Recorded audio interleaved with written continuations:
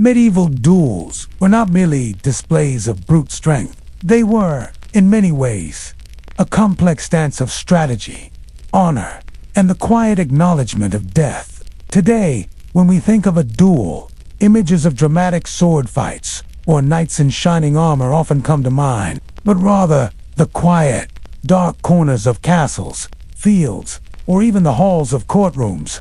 Duels were often fought between individuals of similar rank, each seeking to settle a personal dispute or defend their honor. This was not a world where the concept of personal insult could be ignored, especially for the nobility. A duel, though often brief, could stretch for minutes or hours as the combatants tested each other's skills and resolve. Many times, the duel ended when one combatant surrendered, yielding to their opponent in a formal acknowledgement of superiority. The concept of surrender, though, was intertwined with a knight's honor on honor that could be called into question if one withdrew too soon. Every move had to be calculated, every strike meticulously timed. Even the smallest mistake could cost a knight their life. The medieval duel was often a contest of patience, as much as it was of skill. One might challenge another to a duel for reasons ranging from accusations of dishonor to political maneuvering, or even personal grudges that could not be resolved through other means. However, the reality of these contests, particularly in the Middle Ages, was far more nuanced. A longsword, for example, was not a singular tool. It could vary widely in its length, design, and balance. Later, plate armor became more common, offering greater protection but sacrificing mobility. Each piece of armor, from the helmet to the gauntlets, had a specific role, and understanding its purpose was crucial for both participants. Armor could be the difference between life and death in these combatants' worlds. While the sword was a primary weapon, the shield, though often forgotten in popular depictions, played a crucial role. The shield, particularly during the early medieval period, was not merely a passive defense. It was used to off-balance an opponent, push them into a vulnerable position, or even strike at them when needed. The most common setting for such duels was not the grand jousts or tournaments that have become famous in pop culture. The weapons of choice for a medieval duel were typically swords, but the variety and purpose of each weapon were far more complicated than we may assume. Armor was just as diverse. A knight might enter a duel wearing chainmail, which provided flexibility, but lacked full protection from piercing weapons. But it wasn't only about physical preparation. Mental fortitude was just as important. What many fail to recognize is that these duels were not always to the death. How did these duels evolve over the centuries? Was there a shift from personal disputes to more organized tournaments? Or did the essence of honor and personal challenge remain the same? As we continue exploring the nature of medieval duels, we must delve deeper into the significance of these contests beyond their physical elements. The role of honor in medieval society cannot be overstated, and this concept often formed the backbone of the entire duel. Knights, lords, and even commoners held their reputation above all else. A man's word and actions were often seen as extensions of his honor, and any perceived slight or dishonor, whether through verbal insult, a disputed action, or a political move, could call for a duel. The joust, a form of mounted combat, was a staple in tournaments, but jousting was also used to settle dispute. Unlike foot duels, where the combatants sought to land a fatal blow, jousts were often about skill and precision, aiming to unseat the opponent rather than kill him outright. While tournaments were often a celebratory event, they were also closely tied to dueling culture. But even in these seemingly controlled settings, the risk of injury or death was ever present. A knight's reputation was not only built upon their honor and combat skill, but also on their ability to perform in front of the spectators. Did the increasing formalization of combat strip away the authenticity of these legendary encounters, turning them into something more akin to performance? In these circumstances, the line between personal duels and public spectacle became increasingly blurred. Some of the most legendary knights gained their fame not from victories in battle, but from their prowess in the tournament arena. However, as these events became more organized, the nature of individual duels began to shift. These grand events served as showcases for the skills of knights, where they could display their combat prowess in a relatively safe environment. Yet, behind the pageantry of the tournament, the danger of real duels was always present. The challenge of a duel was not simply a desire for vengeance, but rather an attempt to restore one's honor in the eyes of the public. A defeated combatant often faced a lifetime of disgrace, even if they survived the duel. To understand the evolution of duels, we must first understand how honor was viewed during this time. In the medieval world, honor was often more important than life itself.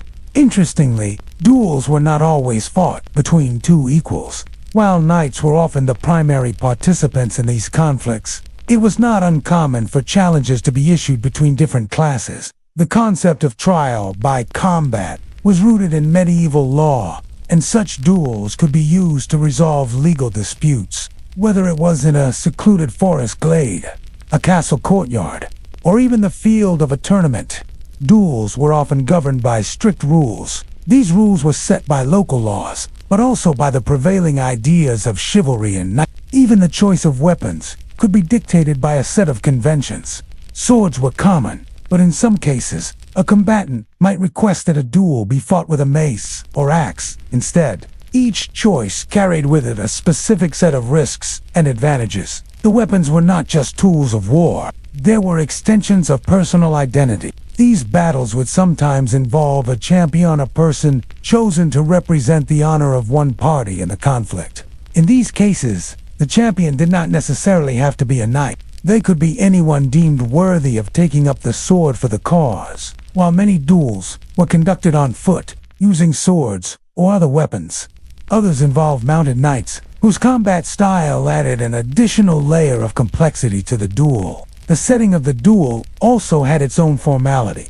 Another crucial aspect of medieval duels was their connection to the concept of tournaments. The tournaments themselves were divided into several events, from jousting to melee battles. While earlier duels were primarily about settling personal grievances, tournaments began to incorporate the glory and recognition that came with competition. But was the honor of a knight really defined by their success in tournaments? Or was it still grounded in the personal, intimate nature of the one-on-one duel? By the time we reach the final stages of understanding medieval duels, we encounter the culmination of centuries of ritual and tradition, the climax of the duel itself. For all its pageantry, the nature of a medieval duel was not simply about fighting, it was about resolution. Many duels were fought with weapons, like swords or axes, but the victor was not always the one who struck the first blow or delivered the most devastating attack. In these cases, the defeated party would yield to their opponent, often acknowledging their superior skill or the honor of the victor. While this might seem like an anticlimax compared to the violence we associate with duels, this act of surrender was, in many ways, just as significant as the fight itself. The wounded combatant, regardless of who won, faced significant consequences. The aftermath was often marked by a period of recovery for the victor and the defeated. In some cases, the victor's reputation would grow, especially if they were seen to have fought with great skill or courage, but for others, the toll of the battle would overshadow the fame. In some instances, the victor was celebrated at great feasts, while the defeated might be buried with minimal ceremony. Those who survived might be left with crippling injuries that would plague them for the rest of their lives. Even knights, who wore the finest armor, were vulnerable to the powerful blows of a skilled opponent. A duel could be called to assert dominance over land or wealth, and even when it didn't take place, the threat alone could sway political decisions. These duels, while often romanticized, were deeply entrenched in the fabric of medieval power dynamics. The medical care for such injuries was rudimentary at best, meaning that recovery was slow, painful, and uncertain. It was a formal recognition of the duel's conclusion, a restoration of order, both within the lives of the combatants and in the broader social and political spheres. The true outcome of a duel often came down to the subtle nuances of skill and mental fortitude. These near duels were not uncommon, especially when both parties realized that the stakes of the fight might outweigh their desire for revenge.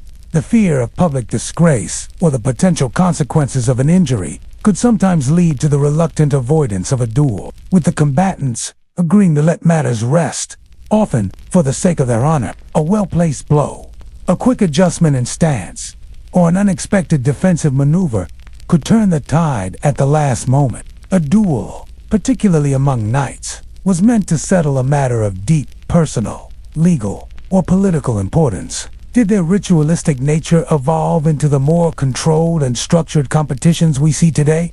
Or did they fade as personal and political conflicts found other, less dangerous outlets? Perhaps, more intriguingly, did the medieval duel shape the way modern societies handle honor, justice, and reputation in more subtle, but no less important ways? The battle was not only for survival, but also for the maintenance or restoration of one's status and reputation. As the duel drew near its conclusion, the final moments could be dramatic. Interestingly, some duels concluded, not with death, but with the surrender of one combatant, signifying the end of the conflict. In cases where duels were fought for more legal or political purposes, the consequences of surrender were often profound. A knight or noble who yielded in a duel would often lose not just the fight, but their standing, honor, and sometimes even their lands or titles. The unwritten rule that defined the outcome of a duel was not just a matter of survival, it was about public perception. This concept was integral to the medieval system of feudalism, where personal reputation and land ownership were inextricably linked. However, the aftermath of a medieval duel was rarely as straightforward as a simple victory or defeat. Interestingly, the ritualistic aspects of the medieval duel didn't just end with the battle, but there is also the fascinating aspect of duels that didn't happen, the ones that were avoided or called off before they could even begin. In this sense, the medieval duel became more than just a physical confrontation. It was an economic, social, and political tool. What lasting legacy did these duels leave behind? In a shadow of grand battles and great sieges, there existed a quieter, less glamorous reality for many medieval warriors, the swordsmen. Unlike the knights, whose names echoed in songs of chivalry, the life of the swordsman often went unnoticed by history. Yet these men played a vital role in the conflicts and struggles that shaped medieval Europe. Their weapons were not simply tools of war, but extensions of their very identity. In the falchion, a curved sword designed for powerful slashing motions, the armor they wore often, the lack thereof, was also an important factor in their survival. Unlike knights, who were fully equipped with heavy plate armor, swordsmen often wore light armor, such as leather or chain. The sword itself was more than just a tool of survival. It was a symbol of the swordsman's commitment to a code of conduct. Though not formally bound by chivalric orders, many swordsmen adhered to a strict moral code that governed their actions on and off the battlefield. Was their skill truly recognized? Or did they remain as the silent warriors in the shadows of history? They were expected to fight with honor, to respect their opponents, and to adhere to the basic rules of combat. A swordsman's reputation was built not only on their ability to fight, but also on their integrity and honor. This lighter protection allowed for greater speed and maneuverability, but left the swordsman vulnerable to powerful strikes. While knights could retire to the safety of their estates, swordsmen often had no such luxury. They lived on the edge, constantly seeking the next battle, the next opportunity to prove their worth. And yet, despite the hardships, many swordsmen found a form of freedom in their lives. They were often independent, unbound by the feudal system that defined the lives of knights and lords. They were the mercenaries of the medieval world, selling their swords to the highest bidder. The balance between mobility and protection was a delicate one, and every swordsman had to decide for themselves how much armor was necessary. The choice of weapon was dictated not only by personal preference, but also by the situation in which a swordsman found himself. For many, being a swordsman was a job that demanded absolute focus and relentless commitment. Training was constant, with hours spent perfecting the basic techniques that would allow them to survive in a world full of violence and uncertainty. The work was not glamorous, and the rewards were not always clear. While knights gained wealth, titles, and recognition. Swordsmen were often left with little but their skill and reputation among fellow warriors. In the confined spaces of a siege, or in the chaos of a battlefield, the long sword may not always be the most practical choice. This versatility of weaponry allowed swordsmen to adapt to the changing tides of war. Whether on horseback or fighting in the crowded ranks of infantry, a swordsman's life was one of discipline, training, and survival. Medieval swordsmen were not born with the skills that made them feared on the battlefield.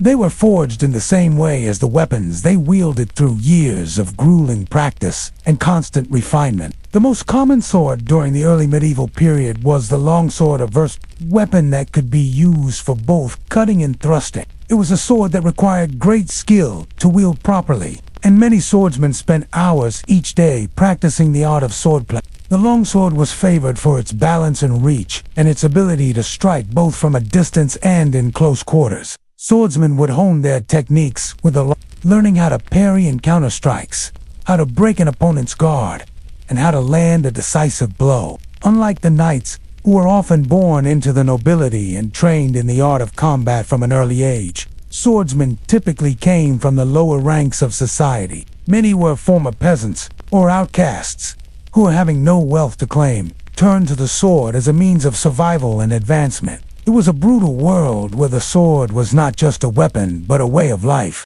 The weapons of the swordsman were as varied as the men who wielded them. However, not all swords were made equal. In addition to the long sword, there was the short sword, often used for quicker, more agile strikes. While the weapons were essential, they were not the only tools that defined a swordsman. A swordsman's role was not only to fight in battle, but also to endure the lonely and grueling existence that came with it. However, even in this difficult existence, the swordsman was not without honor. But there was a price to be paid for living the life of a swordsman. What did it mean to be a swordsman in a world that prized the nobility of knights and lords? As we move deeper into the life of the medieval swordsman, we uncover a world where survival and skill were constantly at odds. The nature of the swordsman's life, however, was not purely about combat, was about the constant pursuit of reputation and the unpredictability of being a mercenary in a turbulent, war-torn world. Unlike knights, who often fought for personal glory or the interests of their lords, swordsmen were often driven by pragmatism and necessity. A knight's position in society was secure, tied to their land, titles, and inheritance. A knight might have the advantage of armor and status, but the swordsman had the advantage of adaptability. While knights could rely on their training in formal combat, swordsmen were often forced to develop a more pragmatic approach to fighting. They knew how to read the battlefield, how to exploit weaknesses, how to strike swiftly and effectively in the chaos of battle. While knights were often tied to the rigid structures of feudal society, swordsmen were more mobile, more flexible in their alliances. Swordsmen were trained to fight with both their body and their minds. Was there a place for them in a society that increasingly valued nobility over skill? Did their reputation earned through decades of blood and sweat hold any meaning in a world where feudalism was gradually being replaced by more centralized forms of power? They understood that fear, intimidation, and reputation could be just as powerful as the sharpest blade. While they fought with honor on the battlefield, they were often forced into situations that called into question their loyalties and ethics. Many swordsmen fought for causes they didn't fully understand or for leaders they didn't particularly respect. The life of a mercenary could be one of conflict, as loyalty to a ruler or a cause was secondary to the necessity of earning a living. The boundaries between right and wrong became blurred in this harsh, unforgiving world. They would craft stories about their prowess in battle, building a reputation that often preceded them. As mercenaries grew older, their skills inevitably began to deteriorate, and they found themselves facing a choice: continue fighting in their waning years, or fade into obscurity, forgotten by history. Many ended up destitute, their once proud swords nothing more than relics of a time long past. This reputation was vital in negotiations with lords and rulers. Those who hired swordsmen knew that a skilled warrior could often turn the tide of battle through sheer presence and intimidation. They had to learn to anticipate their opponent's movements, to find the weak points in their armor or defense, and to recognize when to strike and when to wait. A battle could be won, not by the strongest, but by the most patient and observant. They were hired as mercenaries to fight in foreign wars, or hired by local lords to defend their lands. Some even fought in the burgeonings, where the growth of trade and the power of local guilds made warfare a more calculated affair. In these environments, the swordsman's value was not just in their ability to fight, but in their understanding of politics and strategy. In contrast, the swordsman's livelihood was constantly at risk. Often, they were used as disposable tools, sent into battle with little more than a promise of pay. If they survived, the swordsman's value in battle was often dictated by their reputation. Those who had survived previous skirmishes were seen as more reliable, while those without a name were often sent to the most dangerous assignments. Even in battle, there was a hierarchy. The knights, with their heavy armor and mounted combat, were the ones who led charges, while the swordsmen were expected to fight in the thick of it, on foot and at close quarters. They fought not only for pay, but for the promise of survival. It was a precarious existence, where each fight, each contract, could be the difference between wealth and starvation, life and death.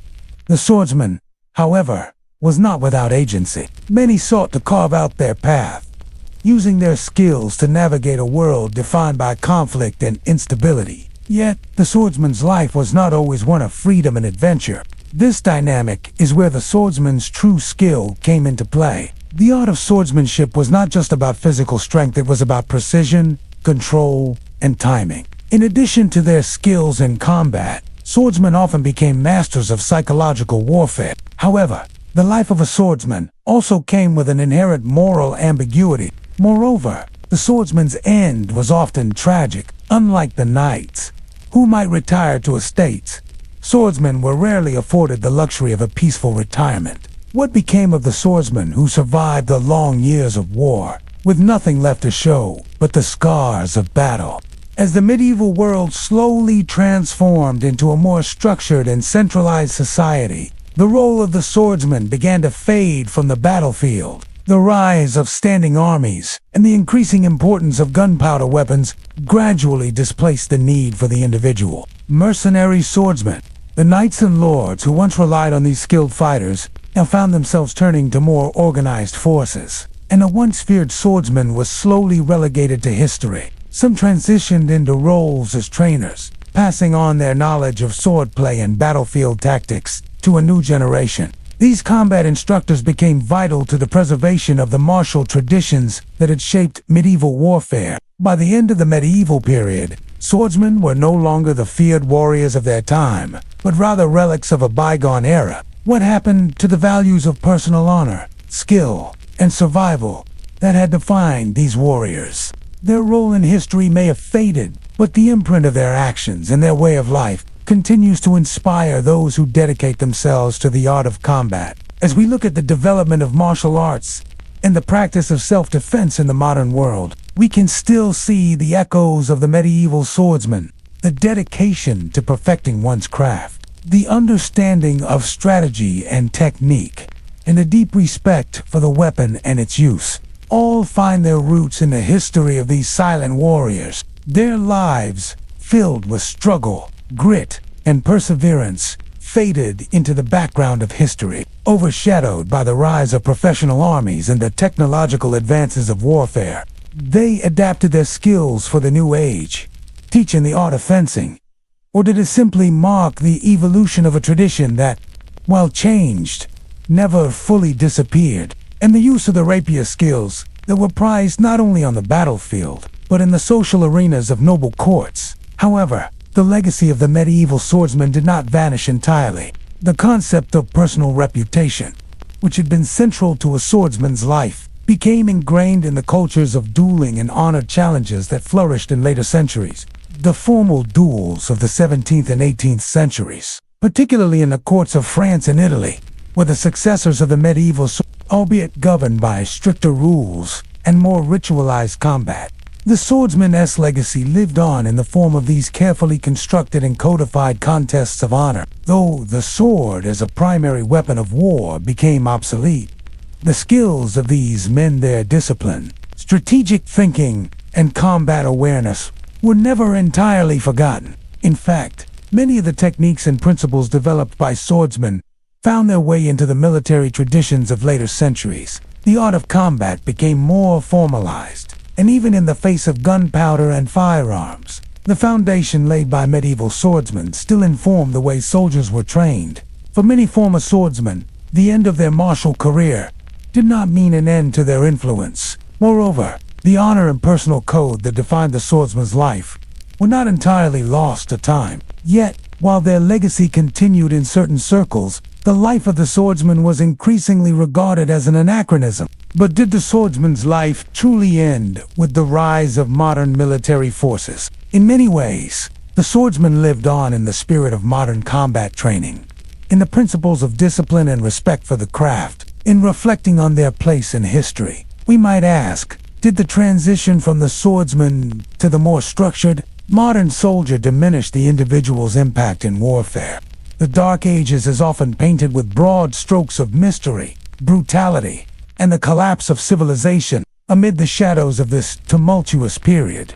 However, one aspect of life carried on with great significance to duelists. But the majority of duels in the Dark Ages were fought by ordinary men, farmers, merchants, and lesser nobility, who could not afford to wage war on a grand scale. In the Germanic and Norse traditions, a duel was often viewed as a trial by combat, where the outcome could be seen as the will of the gods. In other regions, it was more a legal proceeding, where the victor was seen as the one vindicated by divine justice. While some took place on open fields or in the streets of villages, others were conducted in more formal settings, such as courts or lawful arenas. The decision to challenge someone to a duel was often a public act, designed to attract attention and build social pressure. For a community or town, a duel was a spectacle, drawing crowds of people who would watch to see the combatants either gain victory or meet their downfall. This public nature of duels served as a reminder of the social norms of the time, where personal disputes could not be easily ignored, and where honor was not simply a private matter. For these individuals, a duel was not just a physical confrontation, it was an assertion of their place in a harsh, hierarchical society. While the knights and kings may have garnered fame for their larger battles, the stories of the men who fought in the shadows were often forgotten. These duels, however, were not without their impact. The resolution of personal conflicts through combat was not just a matter of pride. It had real consequences for families, villages, and entire regions. The outcome of a duel could lead to long-lasting peace, or it could ignite further violence and bloodshed. Instead, they resolved personal disputes, defended their reputations, or sought justice through single combat. It was about what the duel represented: a challenge to the social order, a demand for justice in a time when the law was often distant and unreliable. It was about self-definition in a world where personal honor was just as important as survival. For many of these men, the duel was the only means through which they could assert themselves and claim their place in a society that was often indifferent to their existence. These individuals, fighting for personal honor or practical reasons, were the true unsung heroes of medieval combat. Their struggles often overlooked in favor of the grander narratives of kings and wars. Was it purely personal honor, or did they see these battles as a necessary means of social advancement? And what did the practice of dueling say about a society that placed such value on personal combat over legal or diplomatic means? Though we often think of the well-known knights or kings engaged in epic battles, it was the common man, the champion of the lower classes, who often found themselves fighting for survival and honor in ways that left a lasting mark on history. The word duelist may conjure images of knights in armor or legendary warriors.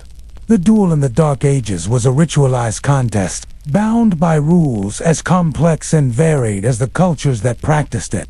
The weapons used in these duels were as varied as the men who fought them. While knights favored swords, lesser duelists often turned to weapons that were simpler but no less deadly. Axes, maces, spears, and even long knives were used with deadly precision. Each weapon was carefully chosen to suit the fighter's experience, their physical abilities, and the type of duel in which they were participating. In fact, the use of such weapons was a testament to the resourcefulness of these combatants. Unlike the knights who could afford the best training in the finest swords, the common duelists often had to make do with what was available. The location of these duels was also significant. Despite their significance, the common duelists rarely received recognition for their role in shaping the events of the time. As we examine the lives of these duelists, it becomes clear that their role in medieval society was not simply about the fight itself. What drove these men to take part in duels? Knowing the risks and consequences. As the tradition of dueling carried on through the Dark Ages, the motivations behind these fights became more complex and tied to the very fabric of society. For many duelists, the stakes were not simply about personal pride, they were about survival. Justice. The trial by combat was an accepted form of legal arbitration. If two men could not resolve their differences through words, the fight would determine the truth. The successful duelist had to possess a keen understanding of strategy, tactics, and even psychological warfare. A duel, particularly one fought in front of a crowd or as part of a legal proceeding, involved a great deal of ritual. While swords were the most common choice, duels were sometimes fought with axes, maces, or even fists, depending on the region, the culture, and the dispute. A duel, particularly one fought in front of a crowd, was more than just a personal conflict. It was a performance for the public, the reputation of the combatants, their previous victories, and their standing within the community were all factors that could influence the outcome, even before the first blow was struck. In fact, most duels were fought for far more mundane reasons. A personal insult, a dispute over land, or even a matter of love. The results of these duels, though important to the individuals involved, did not always make history. The forgotten duelists, those who never became legends or had their names recorded, were just as much a part of medieval history as the knights and kings were more widely remembered. A man with a fearsome reputation might find that his opponent hesitated, giving him the upper hand even before the duel began, and bravery could transcend the rigid boundaries of medieval class. On the other hand, a lesser-known combatant had to work doubly hard to prove their worth on the battlefield. The choice of weapon often reflected the status or class of the duelists. A nobleman might be expected to fight with a fine sword, while a commoner could be forced to use a simpler weapon, such as a staff or axe. These differences in weaponry created a dynamic where status played a role not only in the outcome, but also in how the duel was perceived by the community. The combatants would often swear oaths, invoking divine protection, and their weapons and armor would be inspected by a judge or referee to ensure fairness. In this way, dueling was not just a fight, it was a performance in which the outcome could reflect not just on the fighters, but on the society that stood witness. Knowing when to strike, when to parry, and how to control the pace of the fight were skills just as important as the ability to wield a weapon. In fact, many duels were decided not by brute force, but by the mental fortitude of the combatants. A duelist who could outthink and outlast their opponent was often the one who walked away victorious. If a nobleman lost a duel to a commoner, for example, it could bring disgrace to their family and shake the hierarchical structure that defined medieval society. The very idea that a commoner could rise to challenge the power of a noble was a radical one, and in some cases, duels brought about lasting changes in the way power was distributed and perceived. This system, which was grounded in the belief that God would guide the hand of the righteous, placed the responsibility of vindication and punishment on the individual and not the state. An honor in a world where legal systems were weak and law enforcement was nearly non-existent. For example, if a man was accused of a crime or wronged by another, rather than seeking justice through formal court systems, he could call for a duel to prove his innocence or to settle his claim. The winner would be seen as vindicated, with their honor restored and their name cleared. The loser, on the other hand, would bear the shame of not only defeat, but potentially the stain of being viewed as morally or legally in the wrong. This public nature of dueling meant that the stakes were incredibly high for those involved. The duel became not only a way to settle personal disputes, but also a means of navigating the feudal structure of medieval society in many parts of medieval Europe. Particularly in the early Middle Ages, the concept of justice was not determined by courts and judges, but by the combatants' ability to defend themselves. The importance of the duel in this context cannot be overstated. What made these duels so different from the more ceremonial contests we associate with knights was that, in many cases, they were not simply about physical strength. Another fascinating aspect of these duels was the ceremonial nature they often took. The ritual aspect of the duel also extended to the weapons used. What is perhaps most striking about these duels is how public perception shaped the outcome. The outcome of a duel could lead to more than just a change in personal reputation. It could reshape social dynamics within a community. However, despite the occasional moments of social upheaval caused by these duels, many of them ended without such dramatic shifts. But what legacy did these men leave behind? Were they simply forgotten, or did they pave the way for a new kind of social mobility, where skill? As we near the end of our exploration of the forgotten duelists of the Dark Ages, we must reflect on their place in history. Despite their obscurity in the annals of time, these warriors who fought in the shadows played a crucial role in shaping medieval society.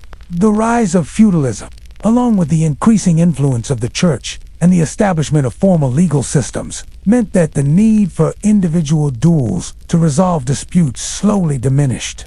The rituals of dueling, once commonplace in villages and towns, morphed into the formalized practice of dueling that became popular in later centuries, particularly in the Renaissance and Enlightenment periods. Though they were often seen as lower in the feudal hierarchy, their actions had a profound impact on how society viewed honor, justice, and individual rights. For many of these men, dueling was one of the only ways they could assert their autonomy. Whether for honor or justice, the act of challenging another to combat was a declaration of a refusal to let others define one's life and reputation. The idea that a man could settle a dispute through personal combat, that justice could be delivered in the form of a fight, was a concept that would reverberate for centuries. When a duel was fought, the entire community often gathered to witness it. The fight was not just a personal conflict, it was a public spectacle. The outcome of the duel could affect not just the participants, but also their families, and, in some cases, entire villages. It had the power to reshape relationships and determine a person's standing within society. A victory in a duel could elevate a commoner, elevating them in status, while a defeat could bring shame and degradation.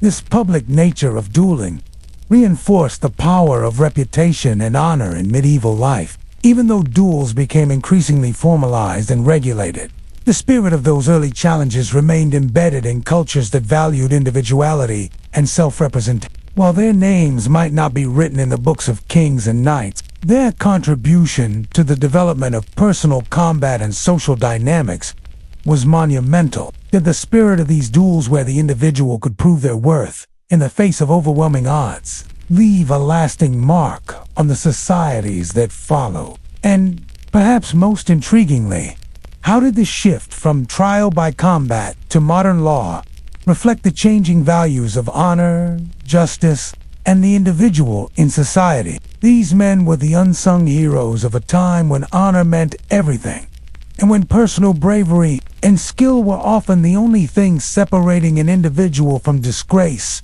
or greatness. In these later duels, the stakes were often less about personal survival and more about honor and social status. Yet, even in this more civilized form, we can trace the roots back to the simple duels fought by ordinary men who, without the resources of the knightly class, resorted to combat as a way of asserting themselves. Kings, lords, and official courts began to take over the roles that these duelists once filled, and the trial by combat system was gradually replaced by more structured forms of law and order. By the time we reached the later Middle Ages, duels were increasingly relegated to the courts of honor-controlled environments, where personal conflicts were settled with far more ritual and less real bloodshed. While their names may not be remembered by their lives and actions echoed through the very fabric of the medieval world. The very concept of personal combat as a method of justice began to fade as medieval society evolved. However, the legacy of the duelist endures in subtle ways. One of the most intriguing aspects of the forgotten duelists is their influence on the broader social structure. The role of the duelists also reflects the broader shifts in medieval society, where individual agency began to emerge in a world that was traditionally dominated by powerful rulers and the church. Moreover, the social dynamics surrounding duels must also be considered. The impact of these duelists on the history of medieval warfare and culture cannot be underestimated. In reflecting on the lives of these forgotten duelists, we might ask, how did the practice of personal combat shape the development of modern legal systems and social structures? The image of a knight in full armor, wielding a sword and shield, is one of the most iconic symbols of the Middle Ages. But beneath this popular image lies a deeper and more complex reality: the rituals and strategies that defined medieval combat. For all the romanticism of chivalric knights and noble warriors, the reality of medieval warfare was built on a carefully constructed set of practices that blended skill, honor, and tradition. The design of the sword, its weight, balance, and decoration all conveyed something about the knight who wielded it. The hand-and-a-half sword, also known as the longsword, was the most common in the medieval period. The sword fight, whether it took place in a battlefield or a jousting tournament, was often seen as a performance, governed by rules and expectations that reflected the values of the chivalric code. In a duel, for instance, the knight would often begin with a formal challenge, a ritualistic declaration of their intentions to fight. The tournament was not just a spectacle for the crowd, it was a chance for knights to prove their skill and honor in front of their peers. Every strike of the sword and every movement of the shield was an attempt to control the flow of the fight.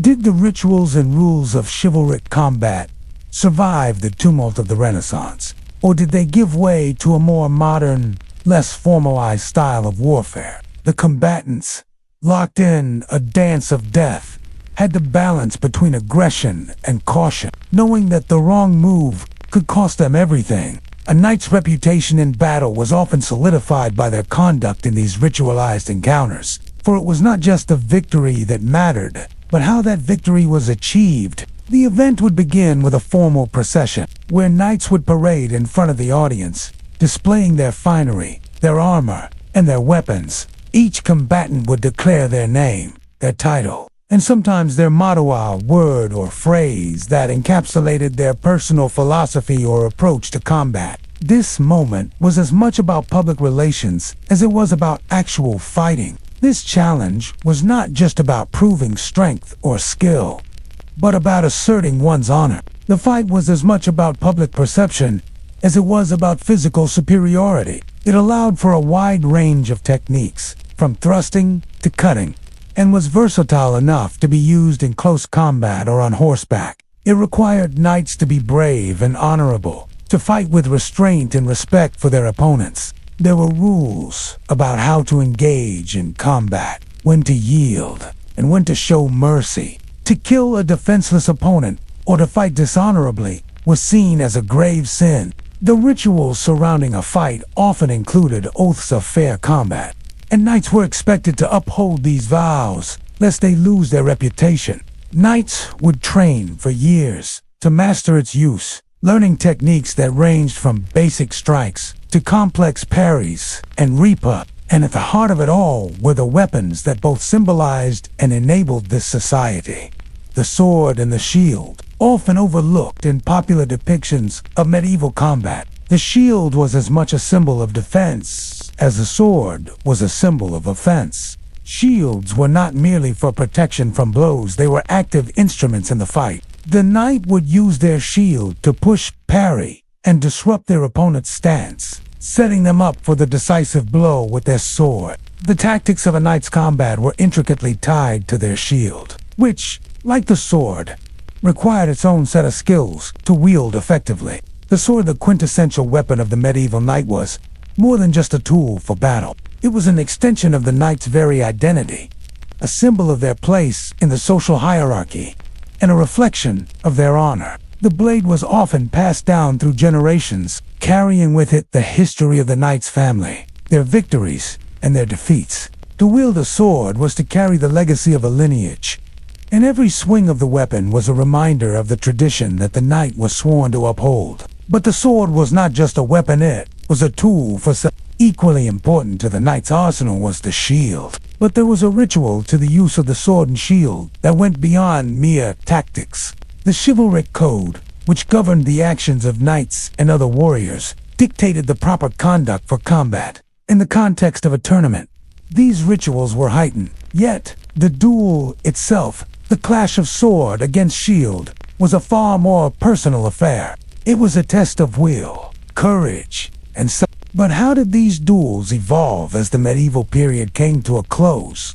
As the medieval world evolved into the later Middle Ages and beyond, the rituals surrounding the sword and shield began to change, reflecting shifts in both the art of combat and the social structures that defined medieval society. The chivalric code that had governed knights' conduct was slowly becoming more rigid, and the knights themselves were no longer the untouchable warriors they once were. Social and political forces, such as the rise of mercenary armies and the increasing influence of gunpowder weapons, began to reshape the nature of combat. The very rituals that had once defined a knight's combat experience, formal duels, tournaments, and challenges of honor began to lose their significance in the face of a changing world. Once considered essential in battle, the shield became less central to the practice of warfare. Tournaments, which continued to grow in popularity during the later Middle Ages, often featured jousts and other forms of competition that were rooted in a knightly tradition.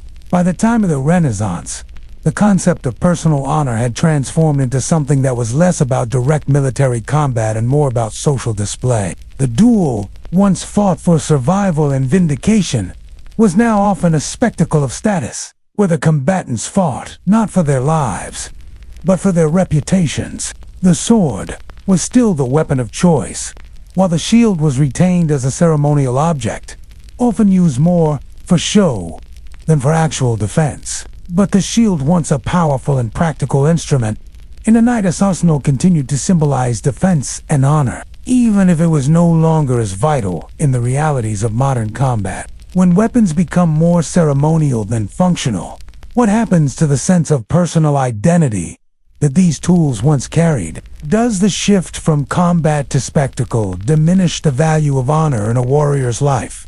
Or does it simply evolve into a new form of And despite the decline of the shield's role in war, it remained a symbolic presence in medieval reenactments and ceremonial displays, just as the sword was. These events, though often more spectacular and ritualized than actual battles, still required the skills of a knight to navigate. The shield, while no longer as essential as it had once been, remained a symbol of the knight's heritage. With the rise of firearms and increasingly effective ranged weapons, knights found themselves on the battlefield with fewer opportunities to use the shield as they once had. The need for defensive gear shifted toward heavier armor, particularly plate armor, which offered more protection against the newer weapons of war.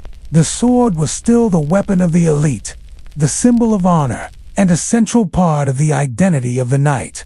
It was a mark of nobility, and to wield a sword, particularly one passed down through generations, was to assert one's place in a world that increasingly valued status over skill. No longer was combat the sole province of the knightly class. No longer was a knight's worth measured by the number of battles they had fought or the tournaments they had won. Instead, it became about appearance, formality, and the symbols of power. The sword, though still capable of cutting down an enemy in battle, became as much a status symbol as it was a weapon of war. As the system of feudalism weakened and centralized monarchies began to rise, the role of the knight in warfare was increasingly supplanted by more organized and professional armies. The social gap between knights and common soldiers narrowed, and with it, the ritualized nature of the sword fight. Yet, even as firearms and crossbows began to take over the battlefield, the influence of the sword and shield did not disappear entirely. The rituals of medieval combat may have faded, but the legacy of these weapons and their associated traditions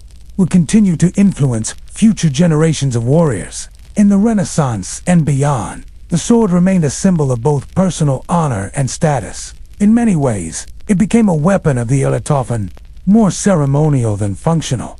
But no less important for that, the rituals of fencing that emerged during this period, a direct descendant of the knightly sword duels that had dominated medieval life. As the art of combat evolved, so too did the role of the shield. But even as shields became less important in open warfare, they retained their place in more intimate and ritualistic forms of combat. In the world of fencing and dueling, the shield persisted as well, albeit in a more symbolic and ceremonial role. Yet, for all the changes in the functionality of the sword and shield, their cultural significance remained remarkably consistent. This shift from martial prowess to social display marked a significant transition in how combat was perceived in the late Middle Ages and early Renaissance. However, as gunpowder and firearms continued to shape warfare, the sword's dominance on the battlefield gradually faded. But what happens when the rituals of combat, the symbols of honor and glory, are no longer necessary for victory on the battlefield? As the medieval world transitioned from the height of chivalric combat to the more structured and formalized warfare of the Renaissance and beyond, the sword and shield continued to hold a symbolic value. Though their roles on the battlefield had diminished, the rituals and ceremonies that once governed combat now became largely the domain of noble societies, where personal reputation, honor, and social identity took precedence over martial prowess. In the absence of the true battlefield, where life and death hung in balance with every strike, the sword began to represent something more abstract: status, tradition, and legacy. As firearms and gunpowder rendered the sword less effective in actual combat, knights and soldiers alike turned their focus to perfecting the art of fencing, a discipline where the sword's purpose was not to kill, but to demonstrate mastery and refinement. The shield, once a staple of defensive combat, became largely decorative in these contexts.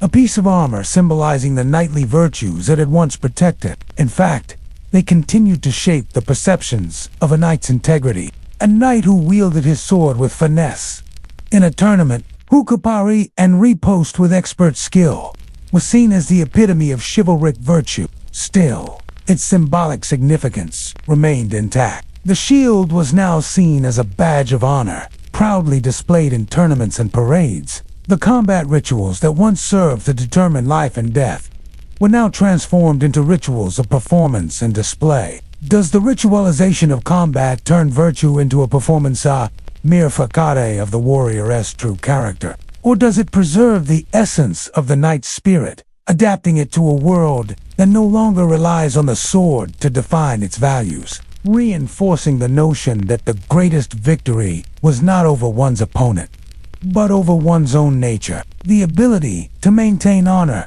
even in the face of changing times. It carried the colors, coats of arms, and motifs that spoke to the heritage of its owner. In a way, it became less of a functional piece of equipment and more of a social identifier, a symbol of a knight's role and identity within a broader feudal system. The sword was not just an instrument of war, but an extension of the knight's very soul, a reflection of their discipline, honor, and self. The rituals of combat, while still formal and governed by honor, shifted from being a means of survival to a performance for the elite. Yet, even as the sword lost its battlefield relevance, its cultural significance only grew. The sword continued to be a symbol of authority and leadership in the courts of kings and queens, and it was often presented as a gift to those of high rank or to those who had proven themselves worthy. The rituals of medieval combat, though no longer directly tied to the survival of the kingdom or the honor of the individual warrior, continued to play a role in the evolving social structure of Europe. The sword and shield, while now primarily ceremonial, were still carried with pride by those who sought to embody the ideals of chivalry and honor. It was no longer simply about combatite. It was about maintaining the illusion of power, about showing the world that the wielder was part of a tradition that went back centuries. The sword, no longer a tool of survival, became an object of power, one that conveyed the message, "I belong to a line of warriors and kings These rituals included not only the public challenges and formal duels, but also grand displays of martial skill at tournaments. The sword, still a weapon of choice in many events, was wielded with great precision and restraint, while the object of the joust was often to unseat one's opponent or gain a favorable position. The broader aim was to demonstrate honor and sportsmanship. The knight's ability to control their weapon, to strike with honor and grace, was just as important as the victory itself. The shield, often adorned with the knight's coat of arms, acted as a mark of their family and reputation, offering a visible sign of their lineage and noble standing. The most famous of these events, such as the jousting tournaments, were less about resolving personal conflicts and more about displaying wealth, noble blood, and adherence to the now-defining ideals of chivalry. The knight, who once fought to protect his land and reputation, now fought for recognition and admiration. The sword and shield became integral to this display, not as tools of war, but as symbols of personal valor and noble status. In the tournament arena, knights were expected to follow a strict code of conduct. Yet, this shift in purpose did not mean that the sword and shield had lost their relevance. This era saw the sword becoming more of a ceremonial tool than a weapon of war. But what of the shield? Once a knight's trusted companion in battle, the shield had faded from importance as a tool of defense. Even as the role of the sword and shield in combat diminished, their cultural and symbolic importance did not. The decline of the medieval duel, the formalized sword fight, did not mean the death of the knightly code. It simply marked a transformation. In this world of symbolic combat and ceremonial swordplay, one must ask, what happens to honor and identity when the swords and shields are no longer needed for survival? The knight's code of chivalry is often viewed through the lens of romance and idealism, portrayed in countless legends and tales of noble warriors who fought for honor, justice, and virtue. The knight in shining armor, gallantly riding off to rescue a damsel or defend the weak, has become the quintessential symbol of medieval society. Yet the reality of the knight's life was far more complex. The knight was expected to fight with integrity and restraint, but the reality of medieval warfare was often brutal and unforgiving. The chivalric code called for them to show mercy to the innocent and to defend the church. Yet the reality was far different. In their pursuit of holy glory, the knights engaged in widespread acts of brutality, not only against Muslim soldiers, but also against Jewish and Christian populations. The massacres at Jerusalem during the First Crusade, where thousands of civilians were slaughtered, are a stark reminder of how the violence of war often overshadowed the ideals of chivalric virtue. Was it a genuine moral compass guiding medieval warriors, or was it simply a set of convenient ideals used to justify actions that were often morally ambiguous or outright brutal? And how did this complex relationship between chivalric values and violent actions affect the knights themselves, their reputation, and their legacy in history? Sieges, raids, and battles were frequently marked by indiscriminate killing, torture, and pillaging, often against helpless civilians, as well as the brutal treatment of prisoners and the honor of one's family, which often meant engaging in feuds and rivalries with other noble families. Feudal warfare, with its constant skirmishes, betrayals, and power struggles, was an environment in which knights often had to choose between the honor of their code and the loyalty to their lord. Mercenary work was also common, with knights being hired by various parties to fight for the highest bidder. This created an environment where knights' loyalty was often driven by personal gain, rather than adherence to the noble ideals of chivalry. The knight, though he was supposed to be a protector, was also a conqueror, and the line between defending the weak and oppressing the helpless was frequently blurred. While knights were supposed to defend the honor of women,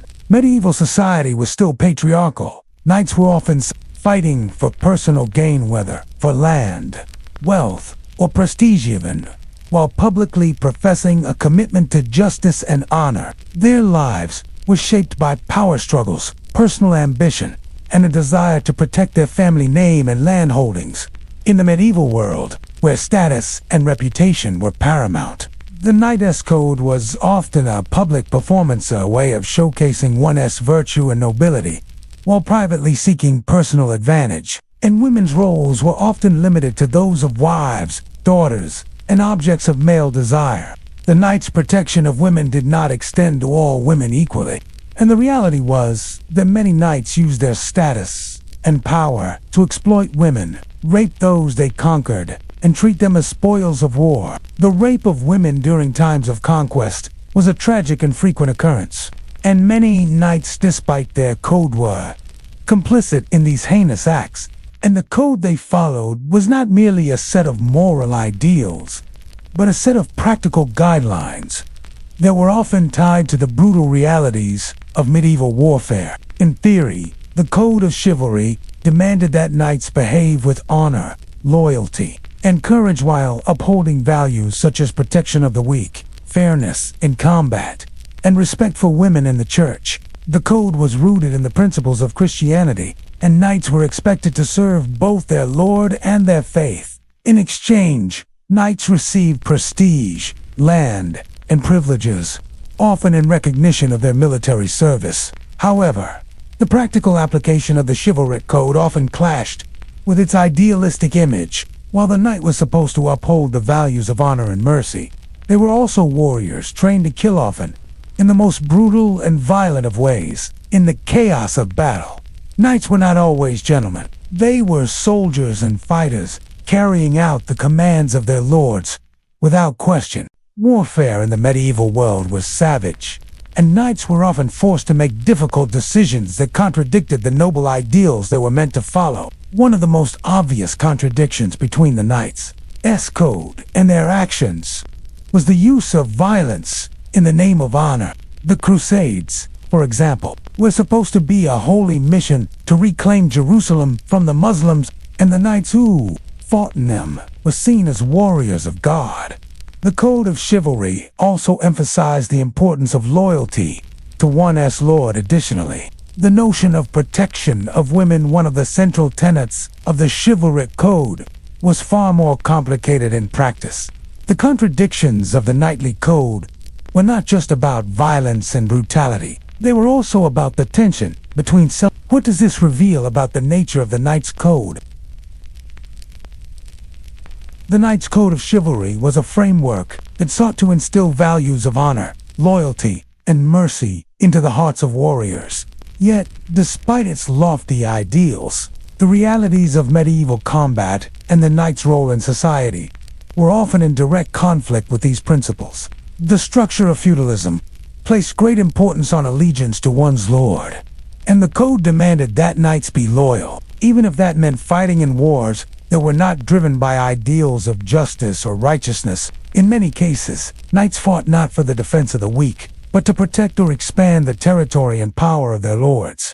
While the code called for knights to defend women and ensure their honor, the actual treatment of women in the medieval world was deeply rooted in patriarchy, and preserved inheritances not necessarily for the well-being of women themselves, but for the preservation of family prestige. Moreover, the code's treatment of women's rights was limited by the broader medieval cultural views, where women had little autonomy. For knights, the pursuit of honor and glory was frequently achieved through brutal and merciless means. The glorification of battle, where knights would boast of their kills and victories, demonstrated that the code's emphasis on honor was often intertwined with a brutal reality. The bloodier the battle, the more renowned the knight became. While knights were meant to uphold values of honor, justice, and mercy, they were also bound to the brutal demands of warfare, the feudal system, and the political structures of the time. Was it truly a code meant to elevate knights, or was it simply a means of justifying their brutality and exploitation in the name of noble ideals? And, as knights evolved over time, did the code of chivalry remain an effective moral compass, or did it simply become another way for knights to justify their violence and The chivalric code, which seemed like a moral framework for knights to live by, was, in practice, often more a weapon of control and a tool of social dominance. The contrast between idealism and brutality defines the true nature of the knight's code and the life of the knight in the medieval world. The famous epic tales of knights, such as Sir Lancelot or Sir Gawain, highlight the ideals of honor and virtue, but these stories often overlook the violence and bloodshed that accompanied their adventures. The knight's journey was often one of turbulent violence, and the slaughter of enemies in conquest of land played a critical part in his reputation. The brutal truth was that many knights, while obliged to protect women's virtue, whether through forced marriages, abductions, or sexual violence in times of war, women were expected to embody virtue and purity, often confined to their roles as wives and daughters, and their honor was primarily defined by their relationship to men either as wives to knights or as daughters in noble families. In wars and raids, knights often took women from defeated lands as spoils of war, seeing them as rewards for their military victories. This contradiction between the idealized knightess role as protector and the reality of knights as conquerors of women speaks to the darker side of the medieval code. The chivalric ideal of defending women was often reduced to a symbolic duty, one that did not always match the treatment of women in practice. These wars were often fought not against an enemy threatening the kingdom, but rather against rival noble families vying for dominance. The code of chivalry was supposed to regulate knights' behavior both on one hand. The Christian knight was supposed to serve God, defend the faith, and protect the church. Yet, in practice, knights often fought in wars driven by political and economic interests, rather than purely religious motives. The Crusades, for example, were a series of holy wars intended to reclaim Jerusalem and spread Christianity, but they were also deeply tied to political power and the expansion of territory. Knights, who were supposed to be soldiers of God, engaged in brutal acts of violence that were far removed from the idealized image of a knight fighting for God's will. These wars were marked by massacres and the forced conversion of knights, leaving a stark contrast between the knight's religious mission and his violent actions. And off the battlefield, emphasizing protection for the weak, the defense of women, and the maintenance of justice. But in practice, knights were also bound to the feudal system, where personal gain,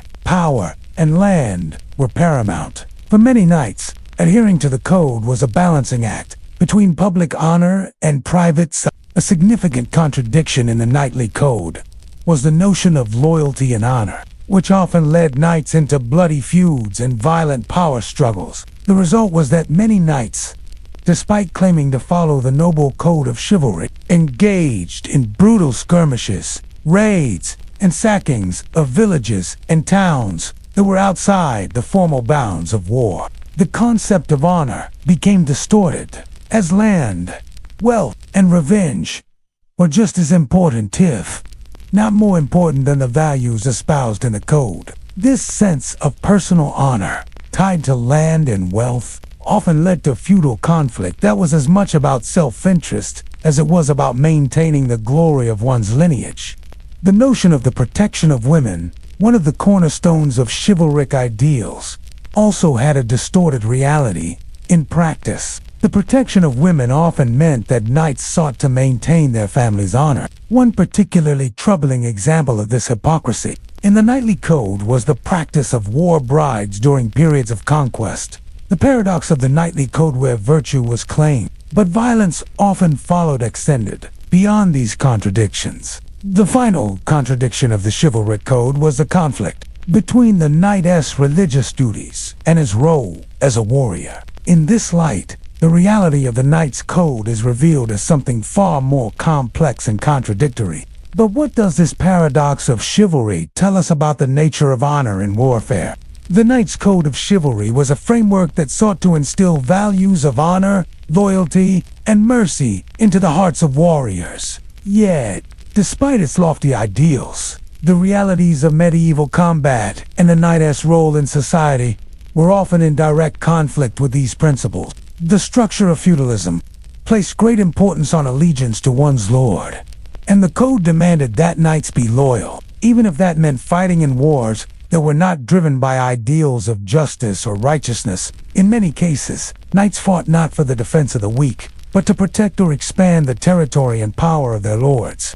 These wars were often fought not against an enemy threatening the kingdom, but rather against rival noble families vying for dominance. And preserve inheritances not necessarily for the well-being of women themselves, but for the preservation of family prestige. Moreover, the code's treatment of women's rights was limited by the broader medieval cultural views, where women had little autonomy. The brutal truth was that many knights, while obliged to protect women's virtue, also used their status to exploit women, whether through forced marriages, abductions, or sexual violence in times of war.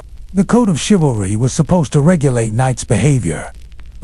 While knights were meant to uphold values of honor, justice, and mercy, they were also bound to the brutal demands of warfare, the feudal system, and the political structures of the time. The chivalric code, which seemed like a moral framework for knights to live by, was, in practice, often more a weapon of control and a tool of social dominance. The contrast between idealism and brutality defines the true nature of the knight-esco and the life of the knight in the medieval world. In wars and raids, knights often took women from defeated lands as spoils of war, seeing them as rewards for their military victories. Was it truly a code meant to elevate knights, or was it simply a means of justifying their brutality and exploitation in the name of noble ideals? And, as knights evolved over time, did the code of chivalry remain an effective moral compass, or did it simply become another way for knights to justify their violence and For knights, the pursuit of honor and glory was frequently achieved through brutal and merciless means. On one hand, the Christian knight was supposed to serve God, defend the faith, and protect the church. Yet, in practice, knights often fought in wars, driven by political and economic interests, rather than purely religious motives. The Crusades, for example, were a series of holy wars intended to reclaim Jerusalem and spread Christianity, but they were also deeply tied to political power and the expansion of territory. Knights, who were supposed to be soldiers of God, engaged in brutal acts of violence that were far removed from the idealized image of a knight fighting for God as will. These wars were marked by massacres and the forced conversion of knights, leaving a stark contrast between the knight's religious mission and his violent actions. The glorification of battle, where knights would boast of their kills and victories, demonstrated that the code's emphasis on honor was often intertwined with a brutal reality.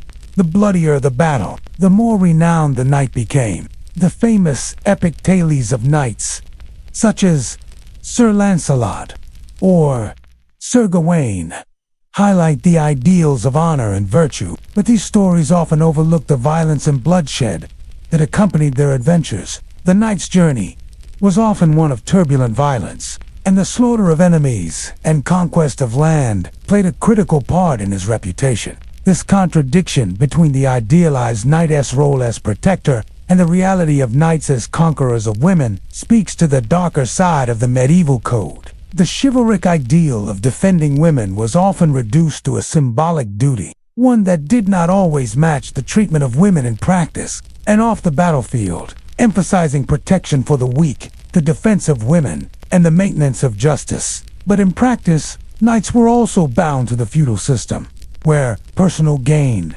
power, and land were paramount. For many knights, adhering to the code was a balancing act between public honor and private suffering. A significant contradiction in the knightly code was the notion of loyalty and honor, which often led knights into bloody feuds and violent power struggles. The result was that many knights, despite claiming to follow the noble code of chivalry, engaged in brutal skirmishes, raids, and sackings of villages and towns that were outside the formal bounds of war. While the code called for knights to defend women and ensure their honor, the actual treatment of women in the medieval world was deeply rooted in patriarchy. Women were expected to embody virtue and purity, often confined to their roles as wives and daughters, and their honor was primarily defined by their relationship to men, either as wives to knights or as daughters in noble families. The concept of honor became distorted,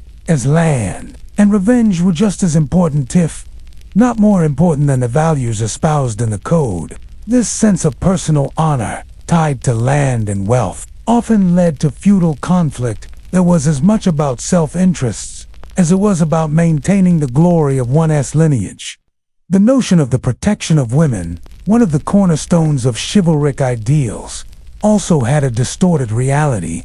In practice, the protection of women often meant that knights sought to maintain their family's honor. One particularly troubling example of this hypocrisy in the knightly code was the practice of war brides during periods of conquest.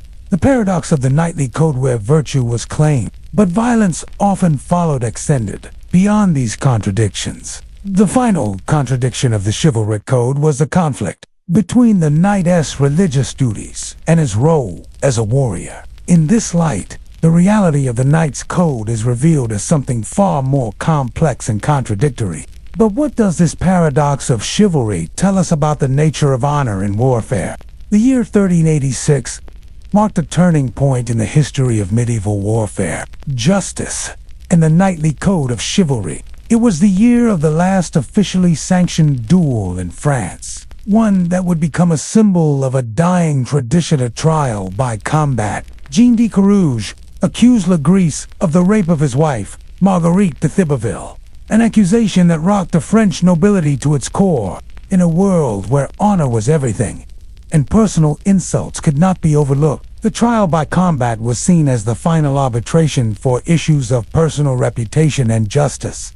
This was not just any duel, it was a battle for honor that would reshape lives and forever alter the path of justice in medieval Europe. For Carouge, the trial by combat was a chance to restore his honor, to prove not only his wife's innocence, but also his own loyalty to the ideal of knightly virtue. For Legris, it was a chance to defend his name, to prove that the accusations against him were false, and to vindicate his place in society. It was a dramatic, high-stakes affair of public reckoning that would settle a personal dispute in a violent, ritualized battle. This was a highly public event, and its outcome was viewed as a divine judgment that would determine who was in the right. The belief that personal conflict could be resolved through combat reflected a time when the individual's honor was paramount, and when physical prowess was often seen as the ultimate measure of a man's worth. But as the medieval world was transitioning to a more structured and formalized system of law, the duel marked the end of an era. The duel was not just a private matter, it was an event that would shape the political landscape of France and set the tone for the future of justice and honor in the medieval world. The stakes were high. Reputation and integrity were everything, and only a trial by combat could settle the matter. The trial by combat was an ancient tradition, one that had long been a part of the medieval justice system. In times when the rule of law was often arbitrary and based on the power of the ruling class, the trial by combat became a way of ensuring that justice was dispensed according to the divine will. The belief that God would favor the just was deeply ingrained in medieval society, and the outcome of such duels was seen as a reflection of divine judgment. The trial by combat was not just about the resolution of a crime. It was a sacred act, believed to be divinely ordained. Feudalism was slowly giving way to more centralized and the influence of the church in legal institutions was beginning to reshape how justice was administered. In this context, the duel stands as the last gasp of an era where personal combat was still seen as a legitimate form of resolving disputes and settling matters of honor. The winner, the victor in battle, would be seen as the one who was favored by God. The duel was a test not just of combat skills, but of truth, and the belief that God would ensure justice was a central tenet of medieval law. The combatants were Jean de Carouge, a knight of noble lineage, and Jacques Legris, a squire and a trusted confidant of the French court. The story of this final duel begins with an accusation that threatened not only the lives of the men involved, but also their family's reputation and their place in the feudal hierarchy. For Carouge, a knight who had fallen out of favor with powerful figures at court, the accusation was an attempt to vindicate his wife's honor and restore his own standing within the feudal system. Legris, despite being a man of lower rank, was protected by powerful allies within the French court. His connections at the royal level, including a powerful relationship with Charles VI, the King of France, made him a formidable opponent. Legris, a man of charm and political maneuvering, had found favor in the king's inner circle, and this made Carouge's accusation all the more dangerous. The political stakes were high, and the outcome of the duel would have implications that extended far beyond the personal lives of the combatant. The duel itself would take place in the presence of a large audience, nobles, clergy, and the common folk who eagerly awaited the resolution of the highly charged battle. The context of the duel is crucial to understanding its significance in the final years of the Middle Ages.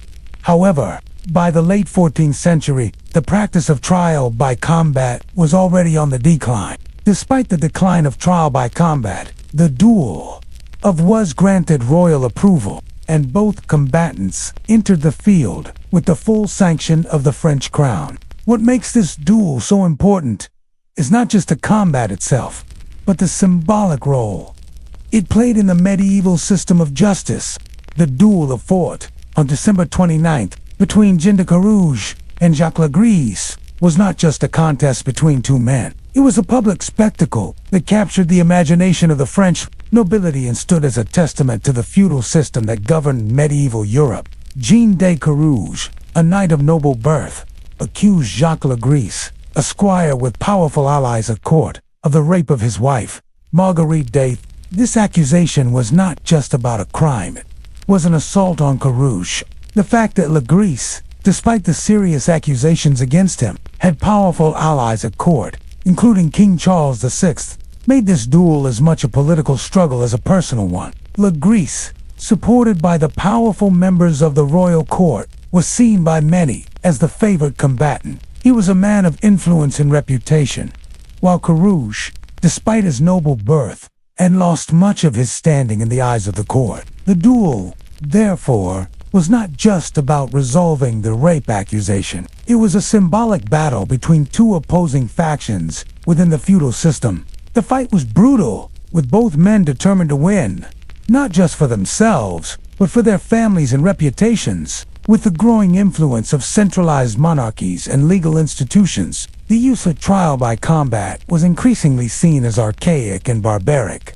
The duel while marking the final official sanctioning of such a duel in France, was also a sign that the world of medieval honor, feudal loyalty, and personal justice was slowly giving way to a new world order, one where disputes would be settled by law rather than by sword.